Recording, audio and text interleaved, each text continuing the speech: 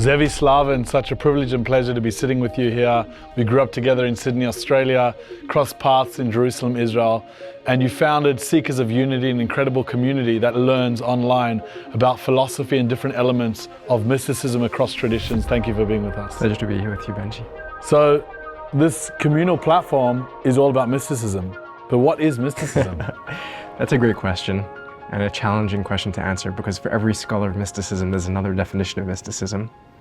I've gravitated to two definitions, one more academic and scholarly, and one more poetic. The academic one is that mysticism is comprised of three components. It is unitive experiences, unitive theories, and unitive practices. So moments in which we feel that the separation between ourselves and the world around us dissolves, softens, loosens.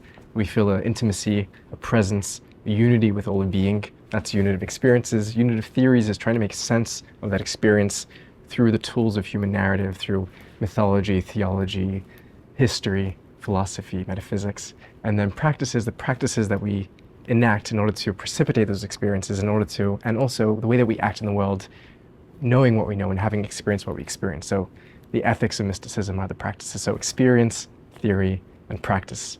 That's a more academic definition. And for a more poetic definition, there's a wonderful scholar of mysticism, Evelyn Underhill. She was an Anglican scholar writing in the early 1900s, and she wrote that mysticism is the art of unity with being, or the art of unity with reality. That people think about mysticism as something escapist, that we're running away from the world, from our lives. But mysticism, in the eyes of its finest scholars and its finest mystics, is precisely how to be most present with the reality of our lives.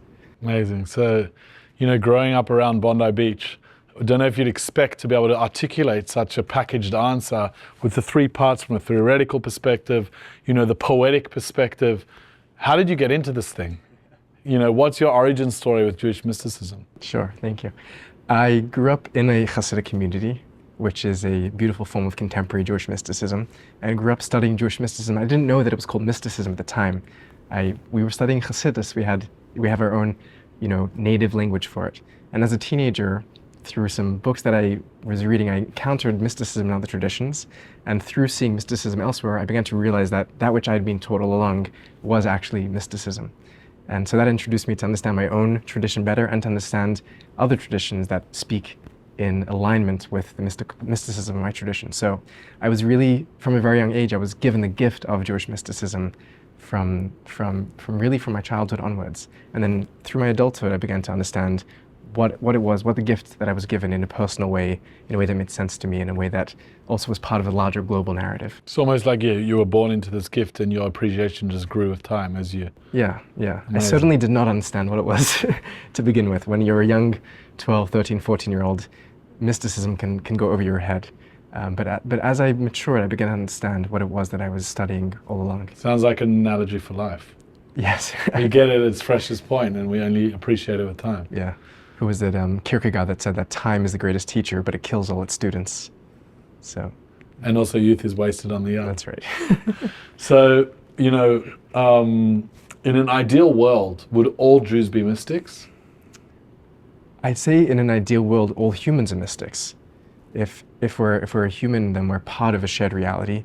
And if we're able to slow down and appreciate that reality in which we share, in which we coexist, then we're living in a mystical conception of that reality.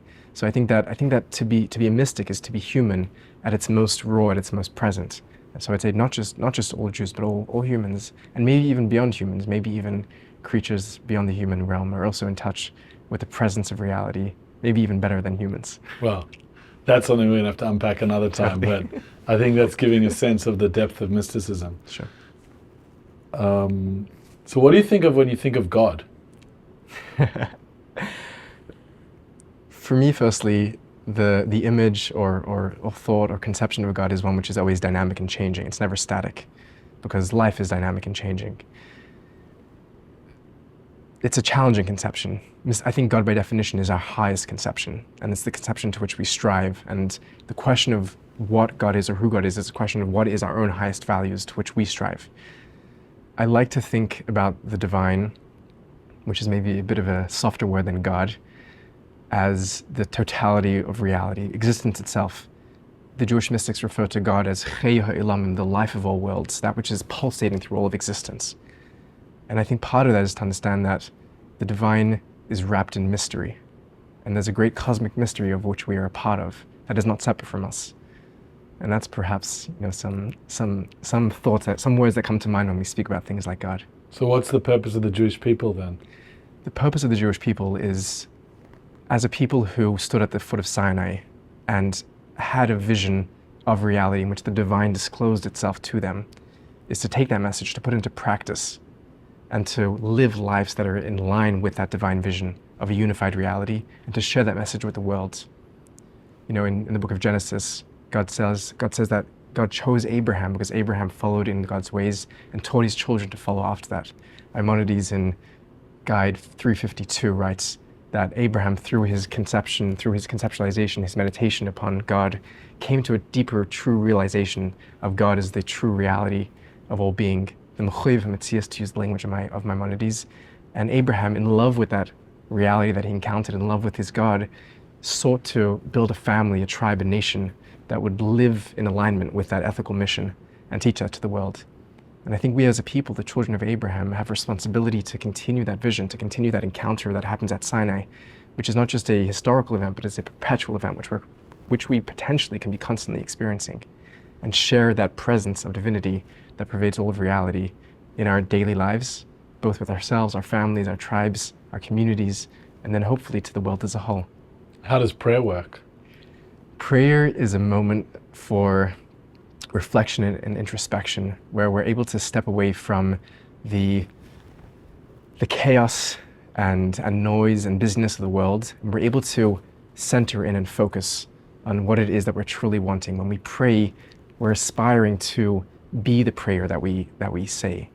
The Kazhan Tzemagid says that we do not do prayer, we are prayer. Va'ani tefilati lecha, says King David in the book of Psalms, that we become a prayer. And prayer is being in the divine presence. Prayer is being in that stillness with God.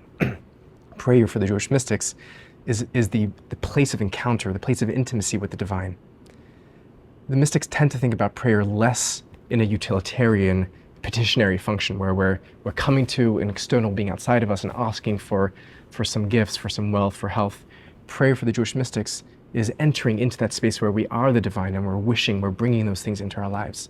And it's about reminding ourselves what are the things that we're wishing into our lives. The liturgy of prayer in Judaism is there to help us align ourselves with those highest callings of a world and life infused with divinity. What's the goal of Torah study then? Torah study is, if we can think about different modalities of intimacy, of connecting. So if prayer is to connect with the divine, with reality on a emotive level, Torah study is to connect with the mind of God. The Zohar writes that the Torah predates existence by 2,000 years, and this predates time as well, so it's not 2,000 years chronologically, it's 2,000 years conceptually, abstractly. Torah is the blueprint of reality for the Jewish mystics.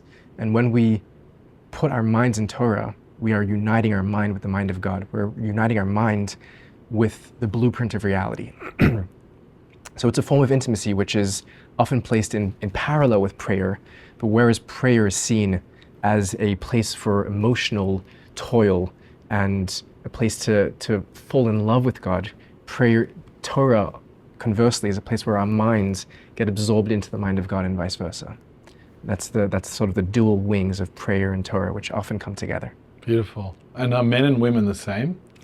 Men and women are not the same. It would be very boring if they were the same. If we were the same, this would be a waste of time for us to talk to each other. Men and women are beautifully different, as every human is different. And men and women have incredibly powerful roles if they can embody the fullness of who they are. For the Jewish mystics, the role of the masculine, the role of the feminine, is not just a biological role, it's also a divine role. Within the divine, there's masculine and feminine. We don't say man and woman within God because that refers to a biological or gender, but we speak about masculinity and femininity, those different aspects. And for the Kabbalists, the masculine and feminine that's in God is also within each of us. We all have masculine and feminine inside of us. And it's about learning what it means to be masculine and what it means to be feminine from the perspective of the mystics to embody that, but they're certainly not the same. They're they're in a constant dance or a polarity that enhances one another, that create a beautiful life comes from the merging of the masculine and feminine. So they're certainly not the same. They're beautifully different. So you've really come into contact through your online teaching with hundreds of thousands of people that are seekers of unity, that are looking for this. What would you say is the biggest obstacle to living a more spiritual life? That's a great question. What is the biggest obstacle? From the perspective of the mystical traditions, there's a process by which we forget our true identity. In the Jewish mystics refer to it as a process of tzimtzum, where the divine withdraws the divine consciousness that pervades all of reality to make space for otherness, to make space for you and I to feel like we're independent individual beings. The Sufis speak about a process of nisyan, of forgetting, that we forget who we are. The Hindus speak about Maya as this cosmic, illusion that we don't know our true reality is divine. So from the perspective of the mystics, the challenge to knowing our true identity is part of the journey, it's baked into the system. Without it, it would be boring as well. Without it, there would be no journey to discovering who we really are. From the perspective of Jewish mysticism, we speak about the waters of reality, the Maim Rabim, the mighty waters which threaten to drown and overwhelm us in every moment. And those are financial worries, social concerns, anxieties, traumas. These are all the waters that threaten to overwhelm us. And part of the mystical life is learning how to swim in those waters that we once drowned. We never leave those waters. We never escape the waters of life, not until we pass away. But we learn how to swim and how to maneuver in those waters, when to let them carry us, when to fight the current. So it's really it's not one aspect that makes the mystical life difficult. It's all of life, but it's recognizing that those difficulties, that forgetting, that tzimtzum, that illusion is all part of the process. It's all divinely intended to create this beautiful experience and this beautiful journey that we're on together. So why did God put us into these waters to start? Meaning, why did God create the world? That's a great question. From the perspective of Jewish mysticism, God is one, right? That's a pretty strong consensus amongst theologians. God is one. It's a strong tenet in many traditions. Within the monotheistic At least traditions. within, yeah, and even perhaps beyond in some ways. So then the question stands, why did God create a reality in which there's separation? God should have stayed in God's oneness. If the point of reality is to come to some sort of sense of divine unity and oneness, we're seekers of unity, why create anything at all? Why not just remain in the divine unity that was? We say in Jewish liturgy, Bayom hahu yiyeh Adonai echad u'shmo echad. In that day, at the end of times, in the Messianic era, God will be one and God's name will be one. But why create reality? Why rupture the unity that predated existence? Why enter into the noise? Why not stay in the silence, the vast emptiness of the cosmos, pre-cosmic silence, in that unity, in that blissful unity? And the Jewish mystics and mystics across traditions really answer that unity was kind of boring. It's beautiful and it's great and there's no problems, there's no worries, as we say, but it was kind of boring, kind of lonely. And the unity that is created after a process of shvira, of breaking, which the Kabbalists describe, after a process of tzimtzum, of forgetting, of losing oneself and rediscovering oneself, the unity created through the bringing together of polarities of the masculine and feminine, which did not exist before creation. That unity is a rich unity, it's a dynamic unity, it's an exciting unity, it's a living unity. It's hard to say this because we can't talk about God lacking anything before creation because God is full and God is perfect. But in some way, and the Kabbalists do gesture in a very radical theological direction towards this, the unity that we create through the process of living our lives, the unity that God creates through the process of creating the world is something richer than the unity that predated existence. The unity that we're able to find, the healing that we're able to find in our own existence, makes us richer, deeper, holier, kinder people, as opposed to people that have never gone through those experiences of brokenness. And the same that's true for the human psyche is true for the divine mind. We're created in the image of God. So there's something to be gained in this journey. And it's hard to say that because there's really a lot of pain and a lot of suffering in this journey. But somehow, it's all in the service of creating a more beautiful, a more perfect unity. Maybe even perfect is not the right word because it's imperfect. But it's more rich, it's more dynamic, it's more alive than the unity that was pre-creation. And clearly that's what God wanted. Because we're here. Yeah. So does free will exist in this entire cosmos? Where do we as individuals come into it? free will from the perspective of Jewish mysticism, there's only one being in reality that possesses free will, and that's the divine. Only God has free choice. We have free choice insofar as we are God, which means that we do have free choice because we are part and parcel of divinity. But it's not a free choice that's arbitrary, it's a free choice which is essential. And the free choice at the end of the day comes down to the choice that we choose to be and know who we are, and the things that flow from that, the ways that we behave as a result of that. From the perspective of Jewish mysticism, the perception of free choice that we have in our everyday lives is somewhat illusory. We function under the rubric of so many predetermined variables, but when it comes to the fundamental, the essential choice, which is the divine choice of choosing ourselves, choosing the divine in every moment, that is really where free choice resides. So we don't actually have free choice in every realm of life, but we have free choice when we're making questions that concern divinity, and we have free choice insofar as we are divine.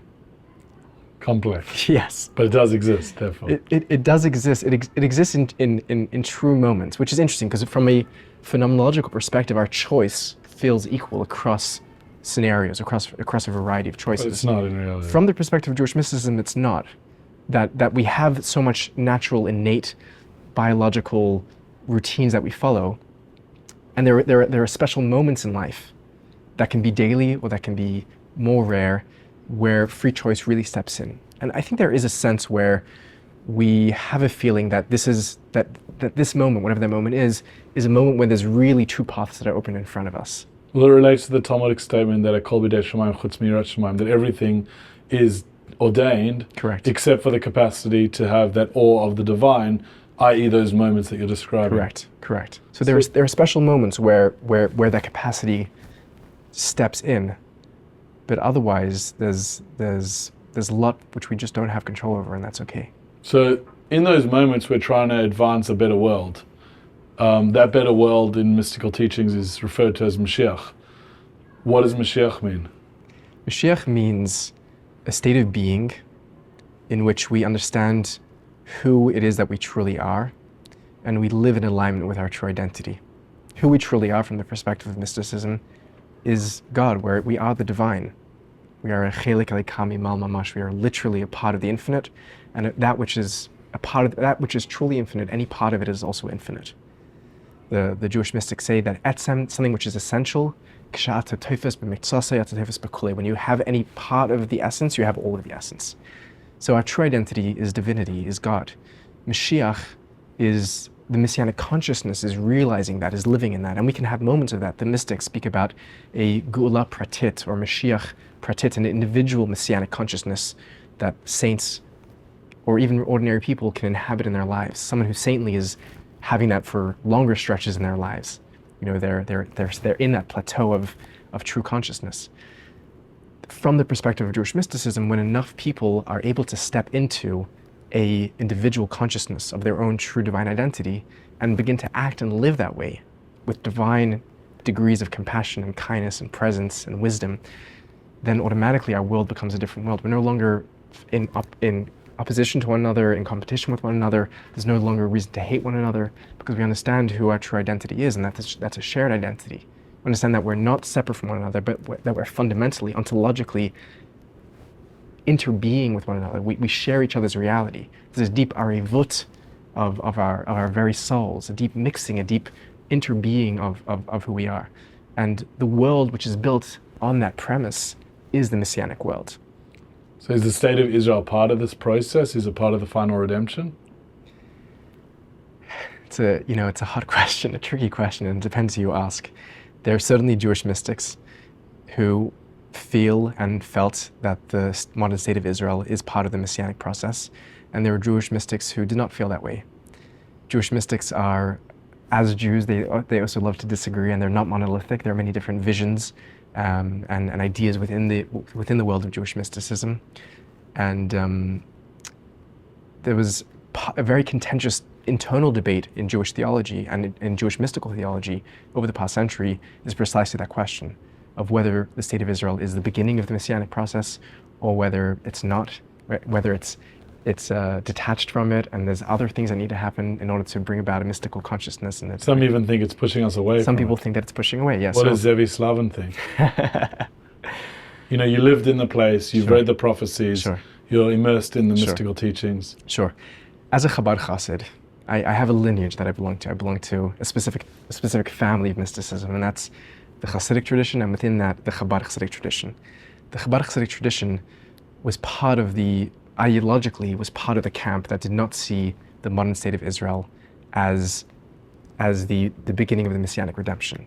As opposed to other great Jewish mystics like Rav Kook and others, the Chabad mystics felt that it was tshuva, it was repentance that needed to precipitate the Messianic consciousness as opposed to statehood, as opposed to nationalism.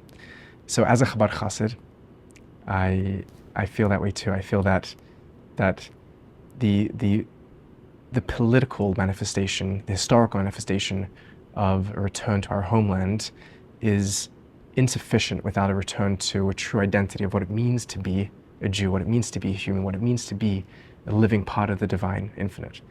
I think the miraculousness by which the state of Israel came into being is certainly part of the divine process, the divine plan. But from the perspective of the Chabad mystics, the lineage which I proudly belong to, it in and of itself is not inherently part of the redemptive process unless it's precipitated by a return of the individual to the true selves, which is what tshuva means, return. It's so interesting because you look at post-October 7 Jews, the October 8 Jews, and it's the state of Israel that's precipitated a lot of their Jewish identity and rediscovery. So without having to respond, I wonder what the Lubavitcher Rebbe would say when he sees so many people returning to themselves through the state of Israel. Yeah, you know, the Rebbe danced a fine line between being one of the most fierce and vociferous lovers and supporters of Israel, while never crossing the line that his predecessors set against the acknowledgement of the state as part of an inherently Jewish process. So the Rebbe played a very, very sensitive and delicate balance in that space. And the Rebbe was very critical both of voices within the Hasidic world that were critical of the state of Israel and refused to see the hand of God at play. The Rebbe was furious to fellow leaders of the Hasidic Jewish world that didn't acknowledge the divine intervention, the miracles that we saw clearly with open eyes. On the other hand, the Rebbe did not openly choose to acknowledge the state as part of the Jewish process. So it's a tricky place to be in, and what the Rebbe would have said now is anyone's guess. We'll see when Mashiach comes, I guess. When we make it happen. So what is the greatest challenge facing the world today? What's the greatest challenge? Or one of? I think wow. I can only speak from my own perspective, and I think that the greatest challenge that I'm seeing in my own life and in the lives of those around me is the inability to focus on what really matters. We're living in a day and age where we're so thoroughly inundated by waves of distraction and entertainment that there's barely a moment to sit in silence and ask, who are we and what are we here for? And when we open ourselves to the silence, that's when we hear the voice of God.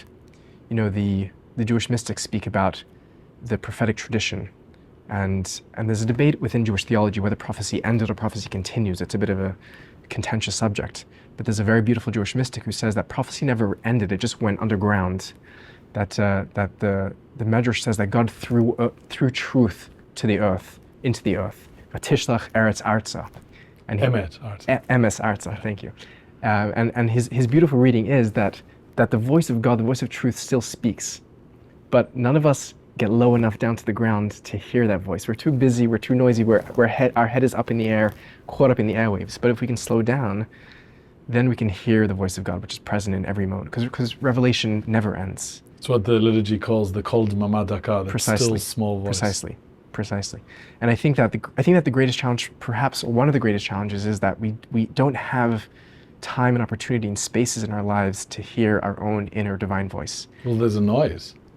There's a noise of this life, and it just distracts us from that opportunity. But that's why we have practices. That's why we have mystical practices, which is the third part of the experiences theory practices. Practices like Shabbat, practices like kosher, where we eat in mindfulness, practices like prayer, where we stop for an hour a day and we're able to sit in that silence. It's those practices which allow us to open that space for the potential to hear our own voice, the divine voice. So in this unique time we're living in, has modernity changed Jewish mysticism? Inevitably. We live in the world. The mystics, despite popular imagination, live in this world. And many scholars of Jewish mysticism even argue that Chassidut as a movement is fundamentally a product of modernity. They see it as a modern movement in its democratization, in its empowerment of the individual. In so many ways, Chassidism is modernity from the perspective of the Jewish mystics, particularly of the mystics of my own lineage, the Chabad mystics. The world is not at odds with the divine. The world is divine, and therefore, everything which happens in reality is to serve the divine purpose. The Baal Shem Tov, the founder of the Chassidic movement, taught that the intervention, supervision, the hashgacha of God is present in every single moment, and every single leaf that falls and lands on a caterpillar is divine intervention out of great divine mercy that the caterpillar should have shade. So of course modernity is part of the divine process as well. And based on the teachings of our sages, that Lo bara HaKadosh Baruch Hu davar ba'olam ela l'chvodi, that nothing is created in this world besides for the glory of God, for the greater unity of all reality. So modernity is certainly part of that process. The question is, how do we tap into the potential that is in modernity without being distracted by all of the challenges that it brings to bear as well? And if we can learn to ride the wave of modernity, then we bring Mashiach, we bring that messianic reality precisely where we are. We don't run back to the Middle Ages, we don't run back to antiquity. We live in the moment. For the Chabad mystics that came from Europe to America, America itself was part of that divine process of a country of freedom, of democracy, of individuality. They saw, for many Jewish leaders, that was a threat to religion, a threat to the mystical life, the light of interiority and reflection and contemplation. For them, the modernity, precisely the modernity of America, in which they took up their mantle, became part of their mission. You could say that Jewish Chabad mysticism today is not just deeply modern, it's deeply American as well. So the mystics are never really afraid of history. They're there to embrace history because they see the divine hand in all of human history. So one of the interesting things about your work, and even in this conversation, you quoted other mystical traditions, mystical sources, even mystical religions. What differentiates Jewish mysticism from other mysticisms? Yeah, it's a great question, and I love the way you phrased it. When I first began to explore mysticism from a comparative, from a global, from a human standpoint, I was so enamored by the commonality, by the overlap, by how much they shared with one another, how much they had in common. It blew my mind, frankly, as a teenager. It's unity, no? Yeah, it is unity. It is unity. And it's all humans that are tapping into that same divine mystery and working hard to try and listen carefully to it and coming out with beautifully similar thoughts about the structure of reality, about how we're best to live in this life, to live a life of flourishing, of eudaimonia. What interests me more as the years followed was actually the differences between them. The commonalities became so abundant that seeing their differences became beautiful for me. And for me, every tradition has its own genius. And for me, the process of trying to understand this global human narrative is to understand the unique contribution of each tradition. Can you give a sentence on one or two and Sure. explain what the Jewish Sure. one is specifically? Sure, yeah, absolutely. We're sitting here in a shul, a place a sanctuary of Jewish prayer and worship. So maybe we'll talk about the genius of Judaism, but I can also share about other traditions as well. I'm deeply in love with all of the world's mystical traditions, and they went from being, this unknown enemy and foreign object to me to being great objects of love and admiration. And I'm very glad that I've had that journey. I think the genius of Jewish mysticism is precisely the way, and this is something that we've been talking about in the conversation, precisely the way in which the divine and the mundane, heaven and earth, are so beautifully, seamlessly integrated. The greatest Jewish mystics in Jewish history were almost always also invariably the greatest Jewish halachic thinkers. We think about people like Joseph Cairo, who wrote Shulchan Aruch, which was the textbook of Jewish law. Joseph Cairo was a bona fide, thoroughbred Jewish mystic, a student of of the Arizal, one of the greatest mystics of Jewish history. So, and this is true for almost every great halachist. They were also tremendous masters of the inner aspects of Torah, the inner aspects of life. The irony is the mysticism. people that look at the Jewish law don't even realize someone like the Vilna Gaon or someone like that they were so steeped in mysticism. Precisely. People think about the dispute between the Hasidic world and the Mishnah world as between the mystics and the rationalists, the mystics and the halachas. Not at all. It's not true. The Vilna Gaon was one of the greatest Kabbalists of his generation, bar none. You know, so and this is true throughout the generations. This is true, you know, speculatively going back to the Talmudic sages, people like Rabbi Akiva, Rashbi, great masters of halacha and Jewish mysticism, all the way through to the Middle Ages. People like Maimonides, I believe, was a great mystic as well as a great halachist, etc. And the list really goes on and on. So that's what makes Jewish mysticism unique. So I think what's happening in Jewish mysticism is that there's a way in which the most abstract, the most transcendent, the most ethereal becomes the most material, the most realized, the most present. And Jewish mysticism, and the genius of Jewish mysticism, and perhaps the genius of Judaism, is knowing how to take that most divine, that most spiritual, and embedding it into our everyday mundane lives, into our business lives, into our family lives, into our communities, in ways that are thoroughly intertwined, in ways that there is no separation, that it's precisely the body which becomes the vessel for the soul and the soul which becomes the vessel for the body in Judaism. Where halakha, people from outside look at Judaism as legalistic, right? One of the great criticisms that Christianity launched against Judaism is that it's too legalistic, too ritualistic, too rigid, too much following the letter of the law as opposed to the spirit of the law. Nothing could be further from the truth. A true life, an authentic Jewish life, is completely intertwined between body and soul, spirit and matter, in a way that the two become inseparable.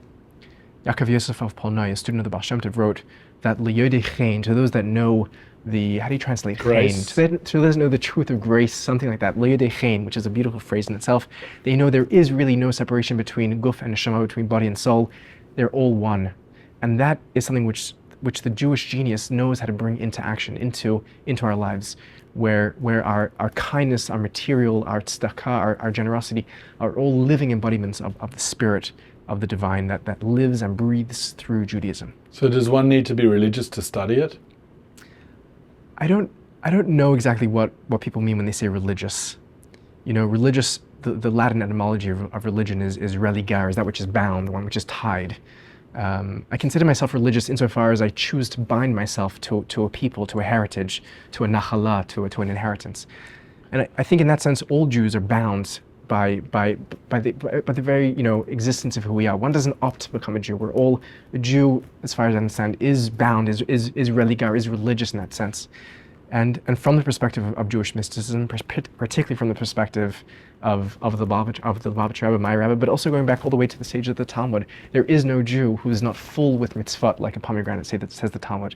From the Rebbe's perspective, every single Jew was bursting with divinity, with do we want to call that religiosity? I don't know, but so you're saying naturally anyone can study because naturally everyone is religious? It's not just that we're naturally religious. We naturally are God. We are divine, right? Religion is something of a human construct. But therefore, it's accessible and encouraged for everyone. Yes, absolutely. It's who we truly are. It's that which is inalienable from us. I think religion. There's a beautiful line from the Christian philosopher John Hick who says religion is the human response to transcendence. We encounter the divine, the absolute, the transcendent, which overwhelms us, and we respond with the construction of religion. And that's a helpful construct at times. Sometimes it's an unhelpful construct. Carl Jung, the famous philosopher and psychologist, said that religion sometimes is there to protect us against an encounter with the divine, because that encounter can be overwhelming and destabilizing. And sometimes it protects us too much. Those two are a contradiction, essentially. It's either a response to experiencing the wonder as an encounter, or it's a protection. It could be a response which is protective. It could be that we need to create, structures of life and community so that we can live in alignment with that. So then one's an expression of the other, I guess. Potentially. There's a very beautiful line from Leonard Cohen that religion, the Jewish religion he's speaking about, is the shell, the crustacean which emerges around the agitation that the Jews encounter at Sinai. And there's a pearl which emerges, and around that pearl there's a shell. And for him, the shell is the religion that holds it. But he talks about the agitation because that's what gives birth to the pearl, deep underwater. So we're agitated by the divine, and we are the pearl, right? We're the pearl which emerges naturally, and religiosity is a context to hold that, to give a framework for that pearl to shine and be protected. Sometimes that pearl can be stifling. Sometimes the shell can be stifling, and the pearl can die inside. So religion, like any man-made construct, can be conducive or it can be counterproductive. The other line from Leonard Cohen that really supports that is, it's the cracks that let the light in. Precisely. Because that's where it comes from, and comes through. But for that, you need both shell and cracks, right? Because if you had no shell, and there would be the pearl would never see the light from within. Precisely. You need to have space to hold back the light, but also to allow the light in. So there's a fine balance, and the mystics throughout traditions, and also in Jewish mysticism, are both reticent and critical of religion as a social enterprise, and also supportive, because they understand that that's a balance, that we both need it and don't need it. We both need to have that walls and also deconstruct them as we live in that reality. So can mysticism be dangerous? Certainly. Mysticism can be very dangerous, and it has been dangerous. It can be dangerous on the individual psychological level. It can be highly destabilizing.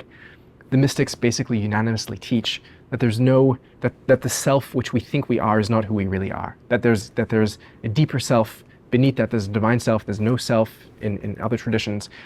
For someone to be told that their identity of self is something entirely other than they think it is, dangerous. It can be very destabilizing. And mature, responsible mystics will make sure that a student of mysticism is first in a healthy, built-up place where there's a healthy sense of self before we begin to deconstruct it. We need those walls before we can begin to crack them. Well, you can't deconstruct something that doesn't exist. Precisely. So you need to build the structure first. You need to build the structure. That's true. Mysticism can also be dangerous on national levels, on scale, not just for the individual. Mysticism has been co-opted by fascism, has been co-opted by movements which wanted to take the most powerful human impulses, a sense of unity, which people can feel, and to tone that, to weaponize that against another type of people. The Third Reich was filled with mystics, unfortunately. So mysticism is not a silver bullet. Mysticism is certainly dangerous. But that wasn't mysticism itself per se. That was an ideological co-opting, weaponization of mysticism and using it to I would like to believe so, else. yeah. As someone who's dedicated a life to the pursuit of mysticism, to the understanding, to the education of mysticism, I would like to believe that mysticism at its best, a true expression of divinity through the eyes of the mystic and through the life of the mystic, is a life of kindness and compassion and forgiveness and tolerance and presence. And we see that again and again embodied by mystics, by great mystics of all traditions, past and present. I would like to believe that when mysticism turns violent, when it turns hateful, when it turns xenophobic, and I would say that happens within Jewish history too. We should be honest and take responsibility for that. That is not the best of mysticism. That is mysticism acting in response to a fear, to a threat, to a perversion of ideology. But we can't ignore that. We can't pretend that mysticism is all just, strawberries and rainbows. We have to be aware that mysticism, and even today in the Jewish world, mysticism has been and continues to be co-opted for hateful projects.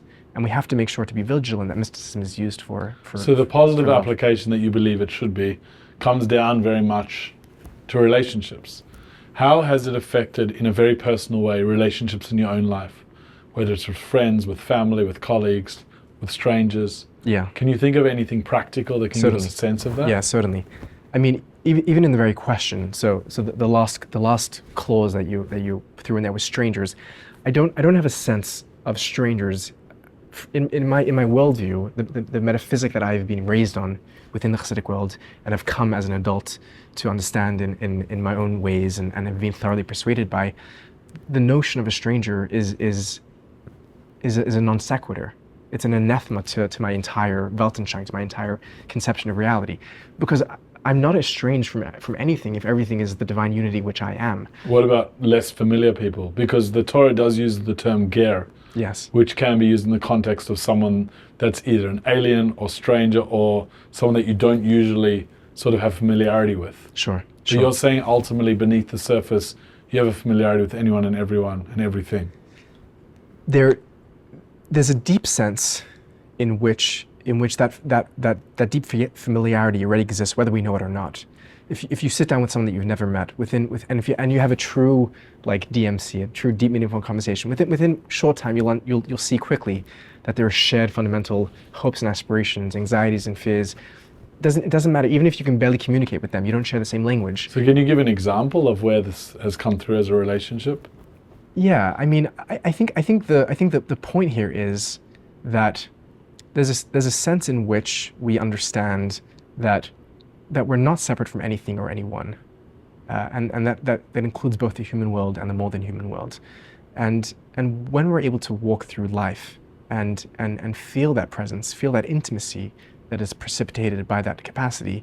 I'll give you a practical example. I've been filming. I produce content for the channel Seekers of Unity, and I've been filming a interview series called "I'm Jewish, Ask Me Anything," where myself and a friend will sit down with a large whiteboard, and we'll pop up ourselves in a public university campus, in front of a museum, somewhere with a nice amount of traffic, and we'll just sit for a few hours and allow people to come over and ask questions. We're living in heated times. There's no surprise there. We're living in a very divided country. Democrats versus Republicans, this one versus that one. We're living in a world where to be Jewish is itself a triggering and a dangerous thing to be publicly. And there's, that can be terrifying. And there's all kinds of reasons for us to feel alienated and estranged from one another and to feel like the enemy is perhaps, there's a threatening unknown in the enemy. And what I found in these experiments that we've been doing, that we've been filming and sharing with the world, has been that if you open up a space, if you don't believe that, the other person is out to get you fundamentally, if you don't believe that they're fundamentally other than you, and you open up a space to meet them as a fellow human in the image of God, as a fellow image of the divine, you see those walls fall right away. I mean, I show up as a very proud, very identifiable Jew, and we've set up the table near very, very vocal, very vociferous, pro-Palestinian, anti-Zionist rallies, which often, unfortunately, also can, and unfortunately too often, gray off into anti-Semitism. And seeing the way that people look at me with hatred, with animosity, with fear, until they're able to sit down, for those that are brave enough to sit down with a Jew, and to be received like a fellow human, to be encountered as a fellow manifestation of divinity, all of a sudden those walls fall away, and those perceptions and assumptions about one another fall away, and we can enter into a space where we're talking about shared human concerns of how we can create a world where there's less suffering and more prosperity for all humans, for all images of the divine.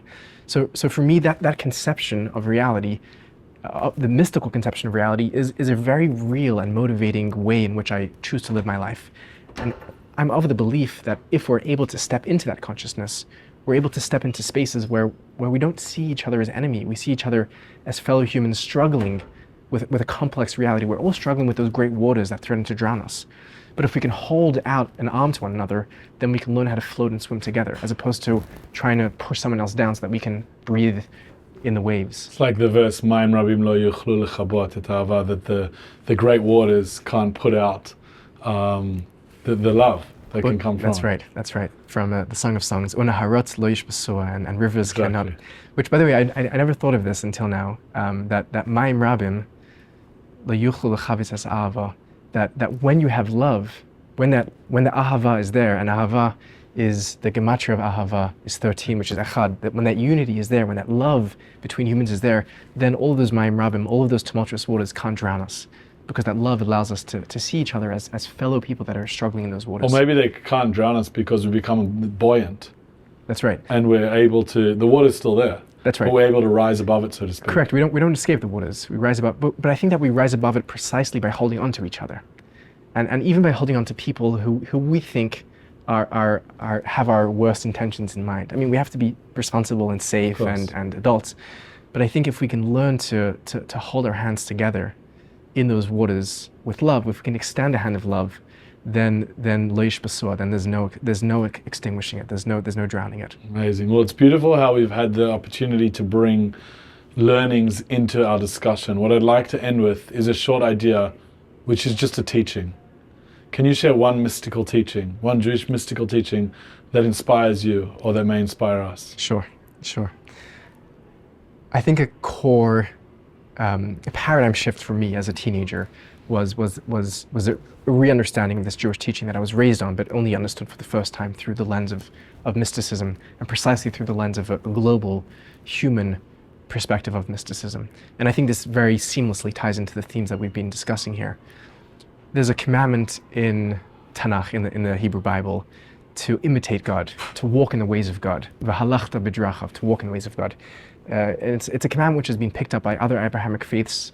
Imitator Dei is what it's referred to in Latin and Christianity, to imitate the divine. It's a very challenging thing to imitate God. God has no form. God has no definition. God is only known by negation for the medieval philosophers. How do we imitate something which is formless and infinite, right? What does that mean to imitate the infinite?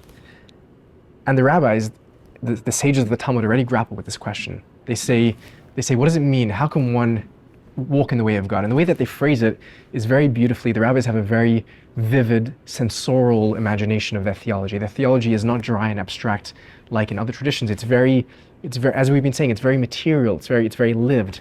And they say that Tanakh, the Bible, describes God as a consuming fire, as an eish eichla. And they say, how do you walk in the path of a consuming fire? You're going to be consumed as well.